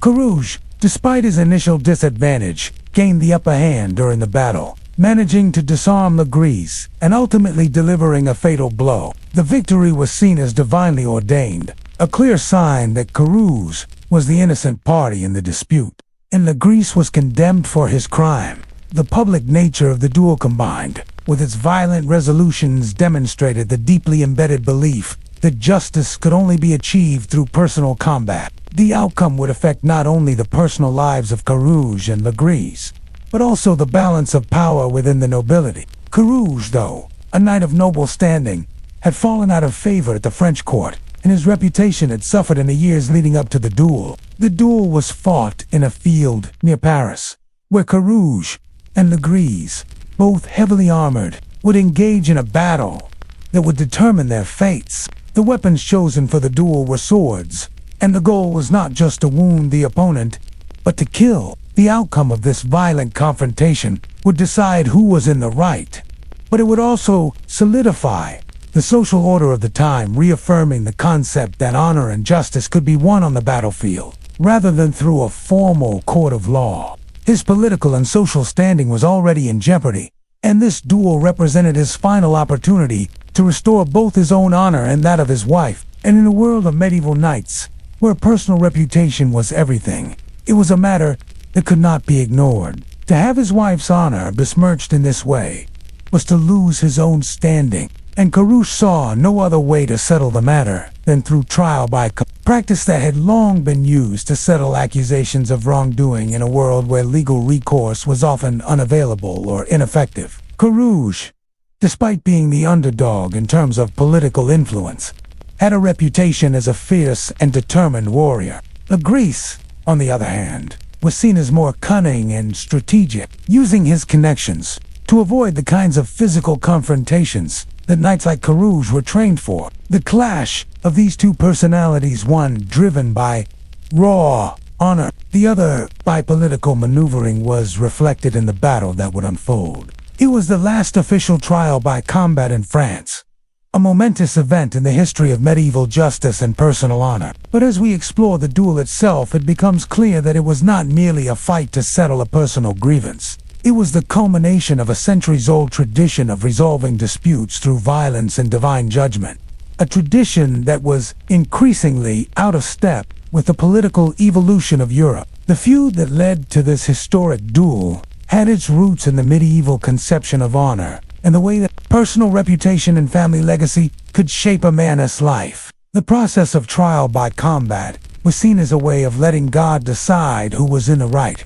The belief was that the victor in the duel would be the one favored by divine judgment, and in this sense, the battle became more than just a personal confrontation. It became a test of righteousness. This was the essence of the medieval mindset, where physical strength and combat skill were intertwined with spiritual virtue.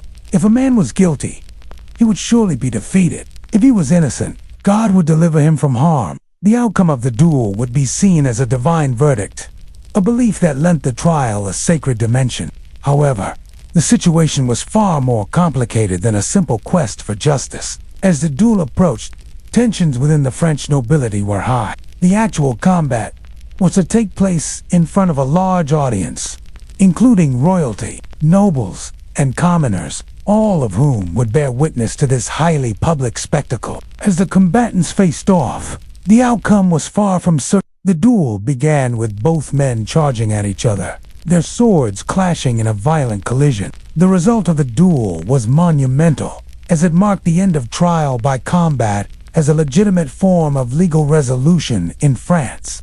The outcome of the duel, of those celebrated by Jean de Carouge and his supporters as a victory for justice and divine intervention, marked a turning point in both the medieval justice system and the role of personal combat in resolving disputes. While Carouge's victory brought him personal vindication, the death of Jacques Legris also signaled the end of an era, one in which trial by combat could still be seen as an acceptable form of resolving legal conflicts. This final duel would stand as a historical symbol of the complex relationship between honor, violence, and justice in the medieval world. The medieval tradition of trial by combat had its roots in the ancient belief that divine intervention would guide the hand of the righteous. If one of the combatants was wrong, God would ensure that the rightful party prevailed. The idea that God's will could be determined by the strength of one's sword arm became anachronistic as legal frameworks took over the role of settling disputes.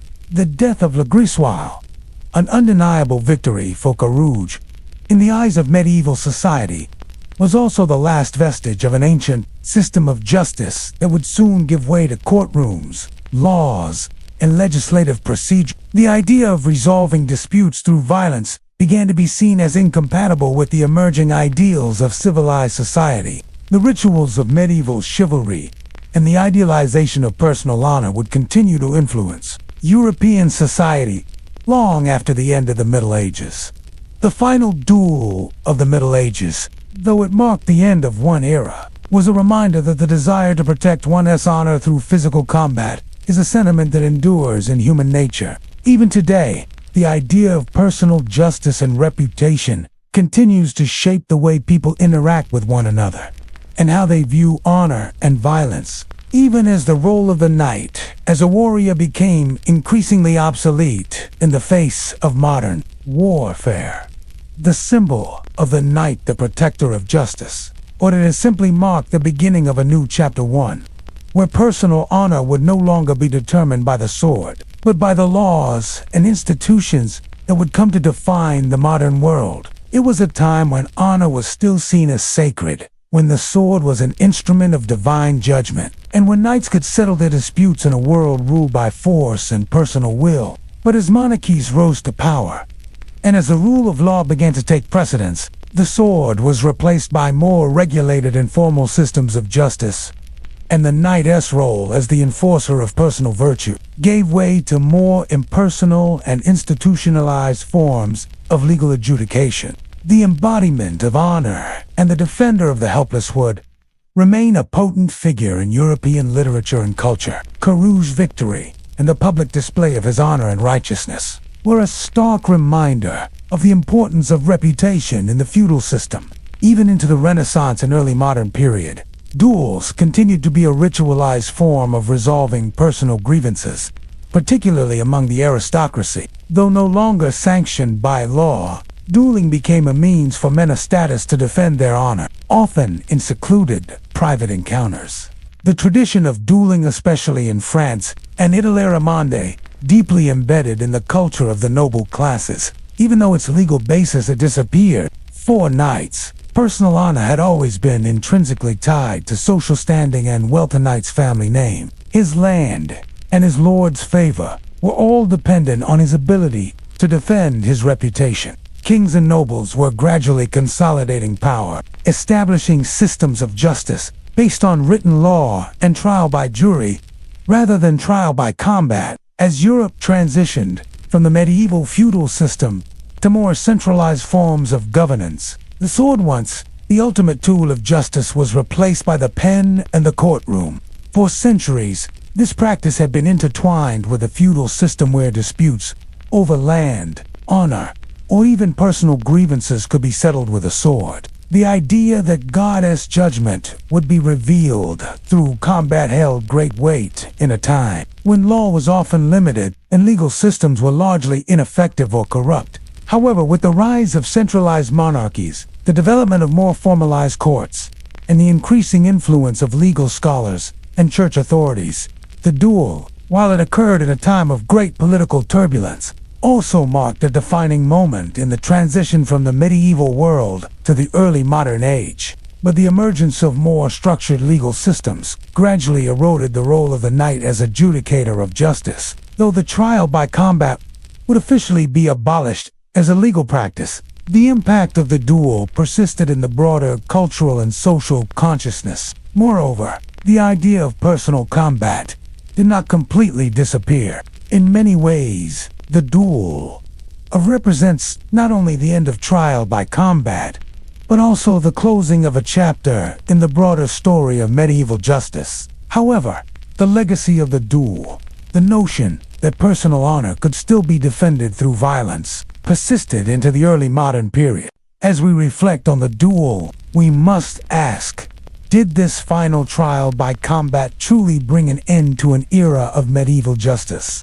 Throughout history, duels between monarchs and their lords were rare but significant, marking moments where the power dynamics of entire nations were put to the test through personal combat. Unlike the formalized and often ritualistic duels of knights and warriors, these royal duels were imbued with political, social, and personal stakes that could alter the course of a kingdom. The act of a monarch engaging in physical combat with a noble or lord wasn't merely about proving strength or settling a dispute. It was about maintaining sovereignty, upholding authority, and defining the nature of power in a world that still respected the divine right of kings. One of the most compelling aspects of such royal duels was the public nature of the challenge. The father-son relationship became strained as Henry II sought to maintain control over his kingdom, while his son, emboldened by the idea that he could inherit the throne, challenged his father's authority. Louis VI, known as Louis the Fat, took aggressive action against rebellious lords who challenged his authority. These lords were often eager to expand their power and autonomy, and they were willing to resist royal authority by any means, sometimes even resorting to personal combat or military action to settle disputes. The clash of dynastic claims, family loyalty, and feudal allegiance played a huge role in determining the outcome of these royal conflicts. Were these duels and confrontations really about personal honor, or were they a reflection of the larger power struggles within the feudal system? And what can these royal conflicts tell us about the shifting nature of monarchical power and the changing role of kings in the transition? From medieval to early modern rule, the idea of the king's right to rule was often challenged, not by physical combat, but by the divisions within the royal family and court. The king's personal authority could be undermined by rivals within his own ranks, and even the most powerful monarchs could be overthrown by the discontent of their lords and subjects. The symbolic nature of these encounters between kings and their rebellious lords was not lost on contemporaries. A monarch who could defeat his vassals in battle or assert his rule over them was seen as a king whose divine right was unchallenged. The tensions between the two culminated in a series of conflicts, including military clashes that, while not direct duels, were fought to prove strength, legitimacy, and sovereignty. The conflict between a king and his vassals was often framed as a battle of wills, and the stakes of such confrontations were nothing short of the king's survival. The symbolic duels played out not only on the battlefield but in the court, where nobles and monarchs faced off in the form of political machinations, marriages, and even the right to control land. Though the ultimate conflict was never settled through formal duels, the struggle for power in this royal family showed that the king's authority was as vulnerable as it was revered. When a monarch or noble took to the battlefield, it was a statement not just to the individual opponent, but to the entire court and nation. Royal authority was often deeply personal, bound up in the belief that a king was not only a political leader. These conflicts, though not always directly settled through formal duels, were symbolic battles of power, with the king needing to demonstrate that his authority was supreme, even over his own family and subjects, but also a divinely ordained ruler, whose personal virtue, courage, and strength reflected the will of God. This idea was especially prominent in the medieval and early modern periods, where the concept of kingship was as much about personal conduct as it was about political governance. The duel between monarchs, or their closest allies, was not only about settling personal or political scores. It was also a spectacle that demonstrated the power of a king's lineage and divine favor. The notion that God supported the rightful ruler was central to these confrontations. The result of such duels could signal a shift in divine favor and determine whether a monarch's reign would continue unchallenged or whether it would face internal strife. Defeat in a royal duel could imply divine rejection, a loss of legitimacy, and potentially a loss of the throne. Conversely, a victory could reinforce the idea that the king was indeed ordained by God and had the divine right to rule. This dynamic between monarchical duels and divine right is exemplified in the story of King Henry II of England and his infamous conflict with his son, Prince Henry, as well as in the rivalry between King Louis VI of France and his lords. The personal nature of these battles is starkly revealed in the friction between King Henry II and his son Henry the Young King. In another context, the rivalry between King Louis VI and his nobles provides a glimpse into the tensions that arose from the growing centralization of monarchical power. While these royal duels might not always have been literal combat in the sense of a knight's one-on-one fight, the concept of the duel was still central to these royal struggles. However, despite the dramatic spectacles of these royal confrontations, they were often more about politics than personal honor. As we consider the role of duels and personal combat in royal conflicts, we must ask, how did the symbolism of royal duels shape the political landscape of medieval Europe? The symbolic and literal battles between kings and their rebellious lords were not just about personal honor or violence, but were deeply tied to the political evolution of medieval Europe. As monarchies grew more centralized and the feudal system weakened, the relationship between kings and their vassals became fraught with tension. Kings who once relied on their noble lords for military support and land began to assert greater control over their territories, diminishing the power of the nobility. This struggle for power often led to direct confrontations, whether in the form of personal combat, political maneuvering, or outright rebellion. One of the most striking examples of this royal struggle was the reign of King Henry II of England. Louis VI, known as Louis the Fat, was a monarch who faced constant challenges from the powerful lords of his kingdom. His battles were not just with external enemies, but with those within his own court and kingdom, who refused to acknowledge the sovereignty of the crown. These conflicts, often conducted through military campaigns and political alliances, were emblematic of the growing tensions between the rising monarchical authority and the entrenched power of the nobility. While Louis VI was able to assert his authority by force, these struggles showed the limits of monarchical control in a world where the loyalty of the nobility was constantly in question. A monarch who failed to assert their authority risked losing their kingdom, as seen in the struggles between King John of England and his barons, which culminated in the Magna Carta. The idea of personal combat between monarchs and their lords gradually shifted from literal duels to more complex political and legal battles. The idea that kings had to demonstrate their strength, not just as rulers, but as warriors, persisted long after the literal duels faded into history. The era of feudal warfare gave way to the rise of constitutional monarchies, where the power of the king was tempered by the rule of law and the growing influence of parliaments and courts. As the king sought to assert control over his lands, the nobility resisted, fearing the erosion of their autonomy. The growth of professional armies, gunpowder, weapons, and standing forces diminished the need for kings to personally lead battles or engage in duels with their lords.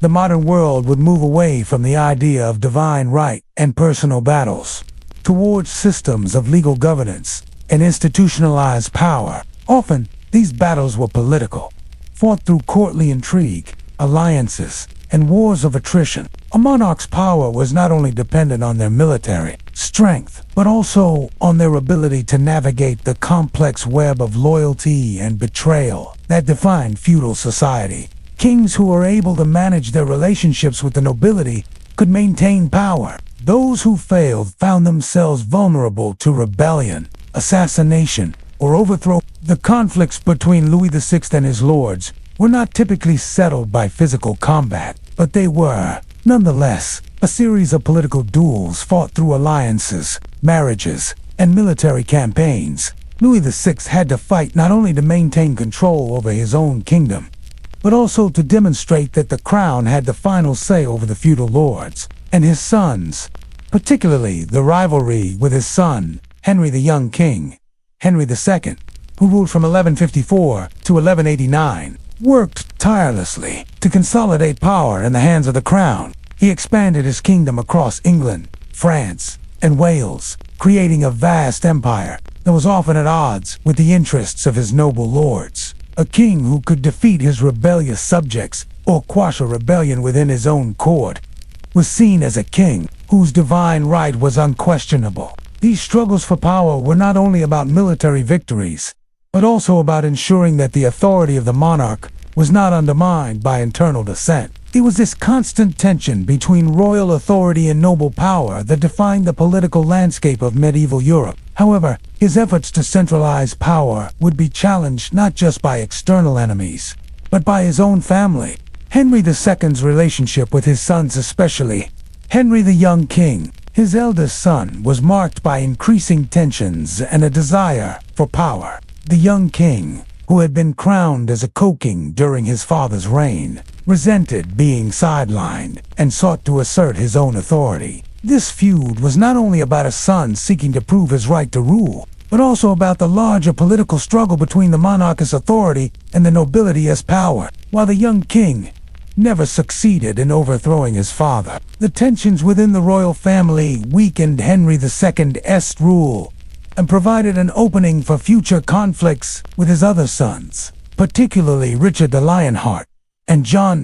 Though Henry II was ultimately victorious in retaining control of his empire, his son's rebellion marked a significant moment in the decline of feudal loyalty and the rise of monarchical centralization. This led to a series of rebellions within the royal family, with Henry the Young King and his brothers joining forces with disgruntled nobles to challenge their father's rule. What made these conflicts particularly personal was that the battles for power were framed in terms of family honor and dynastic legitimacy. The conflict between Henry II and his sons escalated to the point where Henry the Young King openly rebelled against his father, seeking support from the French court. Another dramatic example of royal conflict was the struggle between King Louis VI of France and the French nobility.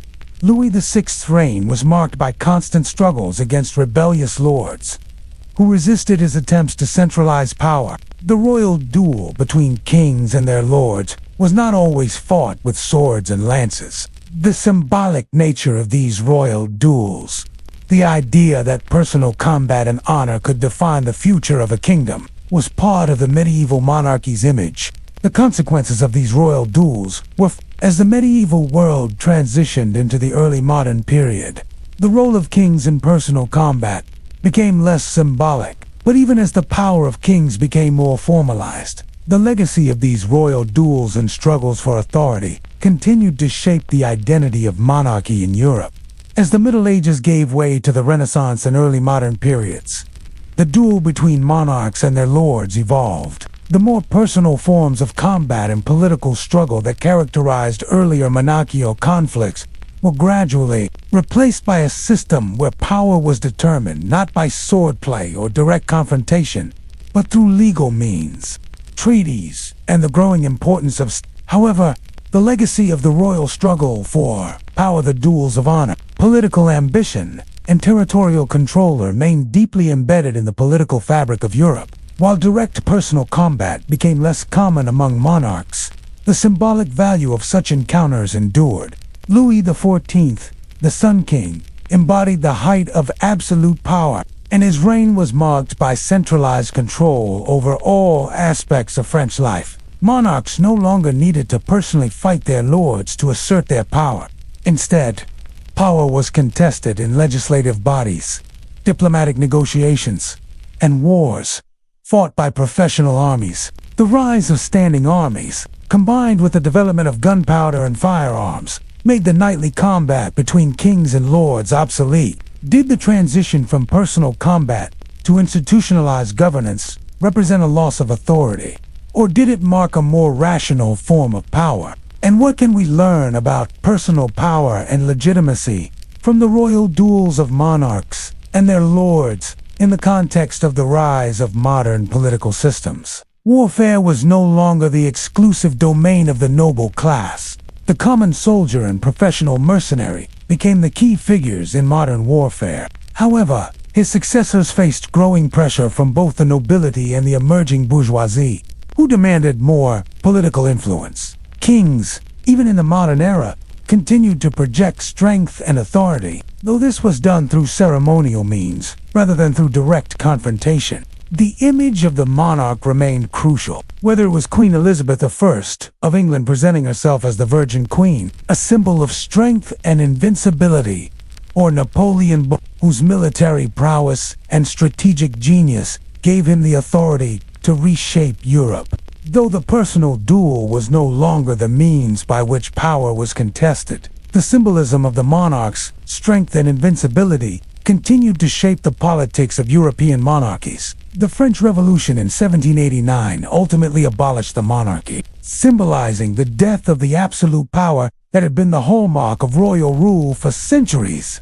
However, the idea of personal rule, of kings and lords fighting for control, continued to influence the political struggles that followed, from the rise of parliamentary democracy to the collapse of absolute monarchies in the 19th and 20th centuries. The image of the monarch as a warrior king, capable of both leading armies into battle and personally defending the kingdom, continued to hold sway in the public imagination. Monarchs were no longer seen as the ultimate arbiters of justice, with their personal will and military prowess defining the fate of nations. The English monarchy, in particular, faced increasing challenges from its nobility, which sought to limit the king's power and ensure greater participation in the governance of the nation. The Magna Carta, signed by King John in 1215, was an early attempt by the nobility to constrain the monarchy and ensure that the king could not act without the consent of the governed. This was the beginning of a long process in which parliamentary power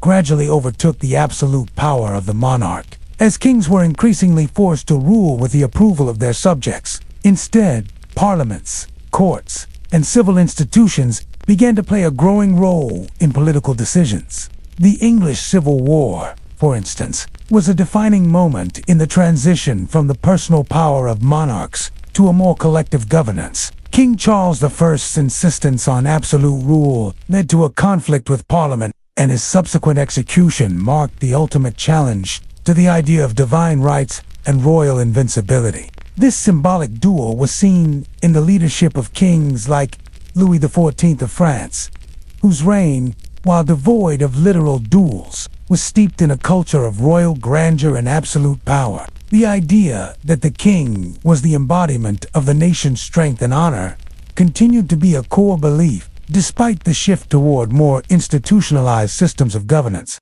The most notable shift in royal conflict came with the rise of constitutionalism in Europe. The conflict between monarchs and their lords evolved into a struggle between monarchical power and the growing influence of the nobility and merchant classes. France also witnessed a shift from absolute monarchy to a more structured governance in later centuries. The decline of the personal duel as a method of settling disputes marked a transition to a modern form of conflict. Yet, even as royal duels became a thing of the past, the legacy of personal power remained central to the monarchy's identity. The concept of royal duels, both literal and symbolic, ultimately faded as monarchies evolved into constitutional or absolute entities, more reliant on legal structures than the power of the sword. But as we look back on the period of royal duels, we must ask, how did the symbolism of monarchy evolve as kings ceased to physically fight their battles and became more abstract figures? When we think of medieval tournaments, we often imagine chivalrous knights engaging in honorable combat under the banner of their lords. We envision spectacular jousts, knights in shining armor, competing for glory, and displays of bravery and knightly virtue. Yet, over time, they became spectacles that combined training, entertainment, and social competition, drawing huge crowds of both the nobility and common folk. These events, while meant to show off the valor and strength of knights, often blurred the line between sport and actual warfare. The truth, however, is far darker and more brutal than these polished images suggest. Beneath the pageantry and ceremonial aspects of tournaments lay a world of violence, bloodshed, and brutality, where knights risked life and limb in fierce and often deadly competition. For many knights, tournaments were an essential part of their economic livelihood. The pressure to win could lead to a brutal mentality, where knights would go to great lengths to achieve victory, even if it meant breaking the rules. Tournaments were filled with dirty tricks, deceptive tactics, and unwritten codes of conduct that allowed some knights to gain unfair advantages. The crowd, composed of nobles, clergy, and commoners alike, would cheer and jeer as knights clashed, reveling in the spectacle of violence. There were dangerous, blood-soaked events where knights put their lives on the line for personal gain, social status, and wealth. How did the public fascination with these violent events shape the perception of the knightly class in medieval society? And what does the legacy of tournament culture tell us about the relationship between honor, violence, and entertainment in the medieval world? The glory of medieval tournaments was inextricably linked with the violence and sacrifice that came with them. In many ways, the public nature of the tournaments turned them into entertainment events, where the violent confrontation of knights was the central attraction. The pageantry and drama of these tournaments, the banners, the trumpets, the music corps designed to make the violence more spectacular and glamorous, and to frame the injuries and deaths as part of a glorious tradition. For instance, some knights would secretly use sharpened points on their lances, or employ unfair tactics to disorient or unseat their opponents. Though there were official rules, the reality was that many knights were willing to risk breaking them for the sake of victory. Victory in a tournament could bring not only prestige and recognition, but also including land, money, and even the patronage of wealthy noble families. A knight who lost in a joust or melee could be left with a crippling injury that could affect their ability to continue their career. Broken limbs, spinal injuries, and head trauma were common, and many knights carried the scars of these brutal encounters for the rest of their lives. Despite their glorious reputation and noble ideals, knights in tournaments were frequently maimed or killed in the heat of combat. The harshness of these events contrasted sharply with the image of refined, honorable warriors that the tournaments were supposed to portray. The rewards were often great enough to make the risk of injury or death seem worth the gamble. For many knights, this was more than just a sport. It was a means of survival in a world where feudal loyalties and military skills determined one's position in society. The knights were heavily armored, but their vulnerable points, such as their faces and joints, were often exposed, making them prime targets for injuries. In the heat of competition, a knight might disregard these safety rules to gain an advantage, leading to unintended violence and fatalities. Medieval tournaments, whether jousts, melees, or other contests, were originally conceived as training exercises for war, designed to allow knights to hone their skills and demonstrate their military prowess. Unlike the one-on-one joust, melees allowed knights to use a variety of weapons, including swords, axes, maces, and even blunt weapons, such as wooden clubs. The melees were often chaotic and unpredictable, with knights battling for supremacy in a blood-soaked arena. The intensity of these melees was such that knights could be left with deep wounds, broken bones, or contusions, and the risk of death was ever present. The most iconic tournament event, the joust, involved knights charging at each other with lances at high speed, aiming to knock their opponent from his horse. The goal was to unseat the opponent, but the contest was often far more dangerous than most modern depictions suggest. The force of a lance striking an opponent could easily cause broken bones, internal injuries, or even death. Jousting was no mere game. It was a brutal contest where knights could be seriously injured in a single, poorly timed blow. While some jousts had rules to ensure safety, these rules were often loose, and the weaponry used was still capable of causing significant harm. In addition to the joust, the melee was another type of tournament event that involved large groups of knights fighting each other in a The stakes in these tournaments were not always just about personal pride or honor. However, despite the importance of honor and prestige in these tournaments, the reality was that the atmosphere was far from noble or glorious. Moreover, the very nature of these tournaments often led to permanent injuries for the spectators who gathered to watch these contests. The brutality of tournaments was often part of their appeal. In reality, however, tournaments were not just games or ritualized performances. As we reflect on the true nature of these events, we might ask, did the glory of tournaments justify the brutality of the combat? As the popularity of medieval tournaments grew throughout the Middle Ages, the line between training and entertainment became increasingly blurred. While these events began as military exercises, designed to hone the skills of knights and provide them with an opportunity to practice for real battle, they evolved into much more than just physical competitions.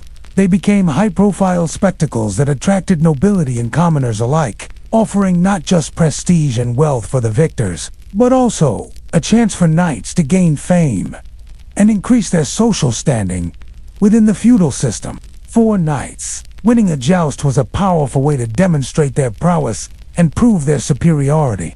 The melee, for example, often involved knights fighting in groups, with teams of combatants battling for supremacy. The consequences of winning were huge: land, wealth, and the favor of the ruling class. The competitive nature of the events meant that each tournament was a dangerous gamble, where a knight's life was on the line for the sake of his reputation. Death, disfigurement, and permanent injury were risks that knights knew well. The medieval mindset, with its deep-seated respect for the warrior spirit, continued to reward personal sacrifice in the name of honor. The desire to prove one's worth on a battlefield remained a key part of the knightly identity. Even as the tournaments themselves became more ceremonial and less connected to actual military strategy, the nature of the tournaments, while designed to test skill and chivalric virtue, was also an opportunity for knights to demonstrate that they were willing to endure hardship for the sake of glory. Did the desire for glory and prestige justify the physical risks involved? Or was there a deeper, more complicated relationship between the knight's role as a warrior and his place in society? And in the end, what does the legacy of these tournaments tell us about the relationship between violence, honor, and entertainment in medieval culture? The reward was often the difference between the haves and the and many knights would risk life and limb in these tournaments, to secure their status. Long-term injuries were common for knights, many of whom suffered from chronic joint pain, back problems, and head injuries throughout their later years. The repetitive nature of these injuries meant that many knights were forced to retire from active service before they reached their prime. While honor and prestige were often their motivations, the costs were deeply personal, and many knights were left to spend the remainder of their lives with the physical scars of their battles. The thrill of victory in front of an audience of nobles and royalty was a powerful incentive, and for some, it was worth the brutality of the fight. These melees were less formal than the joust and far more chaotic, with knights wielding a variety of weapon swords, maces, axes, and even blunt clubs. The goal was not only to show individual prowess, but to demonstrate one's ability to work with others in the heat of battle. But the danger was compounded by the disorder of the contest. Knights could be knocked unconscious, bludgeoned, or stabbed, and injuries from the melee were often more severe than those sustained in a joust. The crowd was often treated to a violent display of strength and skill, but this often came at the cost of human life. For the spectators, the thrill of watching knights engage in combat brought an element of excitement to the event, but the violence also carried a darker edge. The fact that a knight could be killed or seriously injured in the course of a joust was a constant reminder that, despite the pageantry, these tournaments were no mere games. While the chivalric code emphasized honor, courtesy, and fair play, the brutal reality of these tournaments often stood in stark contrast to the ideals they purported to represent. The idealized image of a knight fighting for glory and honor was often marred by the dangerous and violent nature of the combat. The tournament was a test of skill, precision, and bravery. Two knights charging toward one another at full speed, their lances aimed at each other's chests, all while riding powerful horses. The purpose was to unseat the opponent by breaking the lance, or, in some cases, by delivering a blow that could incapacitate the rider. But the sheer force of the lance against an armored knight could cause serious injuries, broken bones, concussions, internal injuries, and even paralysis. In some cases, the jarring collision would leave knights unable to continue their careers, their injuries so severe that they would never ride again. Even the most skilled knights were at constant risk of severe injury or death, especially in jousting tournaments where the stakes were particularly high. Jousting, perhaps the most famous and visually striking of all medieval tournaments, often pushed knights to their physical limits. The dangerous nature of the joust was part of what made it such an attractive event for both knights and spectators. But even beyond the joust, other forms of medieval tournaments were similarly brutal. Noble warriors, highly trained in the arts of battle, found themselves in these tournaments, not just to prove their combat abilities, but to assert dominance and claim prestige among their peers. For many of these knights, however, the brutality of the tournaments was a constant reminder of their mortality. But beyond the violence, there were also the physical and psychological tolls of the tournament culture. The rise of more regulated and safeguarded tournaments in later centuries, designed to limit the risk of serious injury, did not remove the brutality of these events altogether. As we reflect on the nature of these medieval tournaments, we must ask, how did the culture of honor shape the way knights viewed their participation in these brutal contests? As tournaments evolved from military training exercises into spectacles of entertainment for nobility, the brutality inherent in these events began to leave a lasting legacy on both the knightly class and the wider medieval society. While the dangerous nature of the combat remained a defining feature of these tournaments, they also began to reflect and reinforce the social hierarchies of the time. Knights of noble birth had the means to afford the expensive armor, horses, and weapons needed to compete in such events. In many cases, tournaments were held in royal courts or other locations that were close to the political centers of power. Though knights wore heavily padded armor to protect themselves from blows, the sheer force of lances colliding with armored bodies could still cause serious injury. However, even with these precautions, serious injuries remained an unfortunate byproduct of these contests. In practice, however, the tournaments were about victory at any cost. where knights were expected to put their lives on the line in pursuit of personal glory and favor. The juxtaposition of violent struggle and social etiquette was part of what made medieval tournaments so complex and contradictory. The advent of professional armies and the rise of more modern military strategies made the martial skills tested in tournaments less essential to real combat, where the ideals of chivalry and feudal loyalty were increasingly being replaced by the emerging power of centralized monarchies and bureaucratic institutions. Yet, the brutal and often gory nature of tournaments continued to haunt the knightly tradition, reminding society that beneath the glittering armor and regal banners, the medieval world was still one shaped by violence and brutality. By the late Middle Ages, tournaments had evolved from practical military exercises into elaborate entertainments for the nobility, often more about display and theater than about actual training for battle. But despite the changes in military technology and the rise of professional soldiers, the cultural significance of tournaments, especially in terms of knighthood and social status, on one hand, they were meant to showcase the noble ideals of chivalry, courage, honor, and loyalty. On the other hand, they were brutal contests of strength, skill, and survival, where mercy and restraint were often secondary to the desire for victory.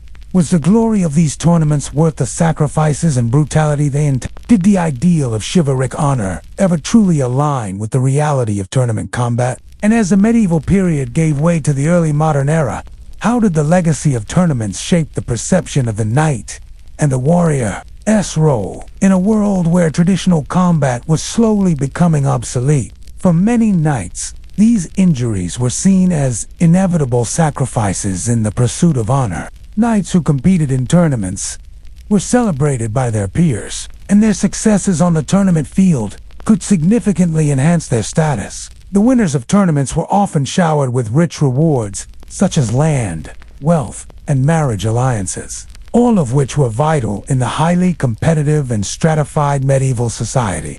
In this way, tournaments became both a personal test and a political tool, where knights proved their worth and their loyalty, while also securing their social standing within the rigid feudal system. The fact that a knight could be permanently maimed or even killed in such a public contest did not diminish the prestige of the event. It added to the aura of danger and glory that surrounded the tournament scene. The aim was often to unseat the opponent, but this could result in broken bones, internal injuries, and even death. The risk of injury was particularly high in the Malaya type of tournament battle, where knights fought in groups, using a variety of weapons such as swords, axes, and maces.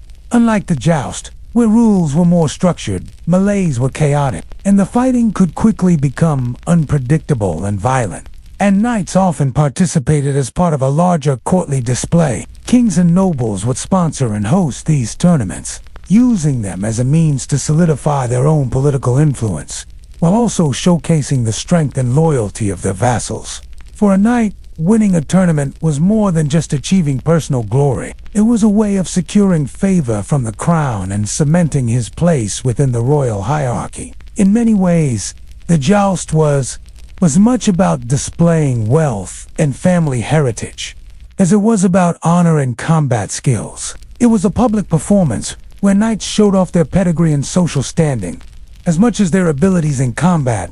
Tournaments were not only a chance for knights to demonstrate their martial prowess, but also an opportunity to display their status and loyalty to their lords, making them deeply embedded in the political and social fabric of the medieval world. The tournaments, particularly the jousts, became crucial social event spectacles that showcased not just a knight's ability to fight, but also their wealth, land, and lineage. This connection between tournaments and noble status was reflected in the way tournaments were organized and conducted. However, despite their entertainment value, these tournaments remained dangerous affairs, and the brutality of the combat was never far from the surface. In fact, as the tournament culture developed, the risks of injury became increasingly acknowledged, with some tournaments instituting safety measures, such as blunted weapons or armored padding, to reduce fatalities.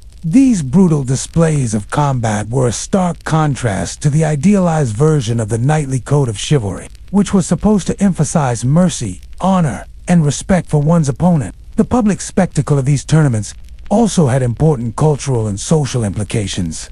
However, as gunpowder and firearms began to transform the nature of warfare, the nightly tournament began to lose its relevance. The shift in the role of tournaments from real combat to courtly display is emblematic of a larger change in medieval society. The paradox of medieval tournaments, the tension between idealized virtue and bloody violence, raises important questions about the role of the warrior class in shaping society.